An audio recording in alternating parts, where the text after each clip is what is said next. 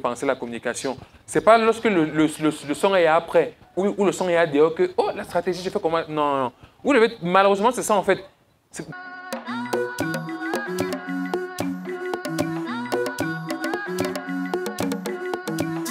Quand je parle de l'artiste doit être vrai ou naturel, ça veut dire vrai dans l'image qu'il a construit en fait. Tu comprends un peu? Oui. Vrai dans l'image qu'il a construit, vrai dans sa ligne éditoriale, vrai dans sa ligne artistique, vrai dans sa ligne de branding. C'est ça en fait qui va le caractériser, qui va le faire se démarquer.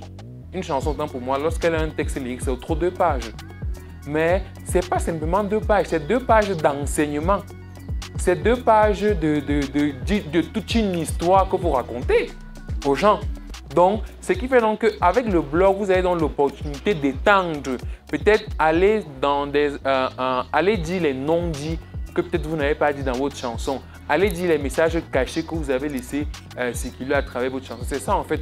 Lorsque peut-être vous voyez des contenus qu'on produit sur les albums des artistes, comme peut-être Vogue écrit sur un album peut-être de Beyoncé, de Rihanna, c'est des pages, de la page 14 à la page 10 ou encore la page 28.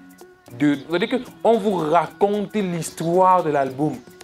Comment est-ce que l'album a été conçu, quels sont les rythmes qui ont été abordés dans l'album, qui est-ce qu'on retrouve dans les featuring, qui est-ce qu'on retrouve dans les compositions. C'est tout ça en fait qu'on raconte et c'est à travers un blog que vous pouvez donc raconter toute cette histoire-là. Il faudrait que le public soit captivé ou encore que le public soit tellement mielleux lorsqu'il apprend que peut-être vous avez composé cette chanson, peut-être lorsque vous étiez chez votre grand-mère, un couvert de la mamie est tombé, un son est sorti et là ça vous a inspiré.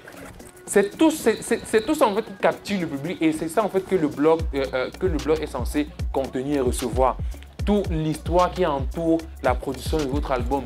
Peut-être déjà vous êtes allé au studio avec Alka pour enregistrer et Noah a coupé. Qu'est-ce que vous avez fait? Est-ce que vous avez dû enregistrer sans la lumière? Est-ce que vous avez dû renvoyer à plus tard le lendemain?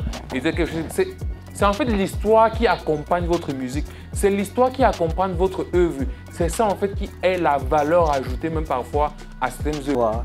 Ils font la musique uniquement pour, genre, comme mon ami a dit, pour les femmes, pour la hype. Et c'est ce qui est dommage en fait. Parce que nous par contre, médias et tout ça qui apportons notre pierre à l'édifice, c'est afin de professionnaliser la chose. C'est pour que les artistes puissent avoir assez de plateformes professionnels pour communiquer sur leur projet. Maintenant, c'est à eux de s'éduquer, de faire des recherches, savoir quoi faire, comment et quand,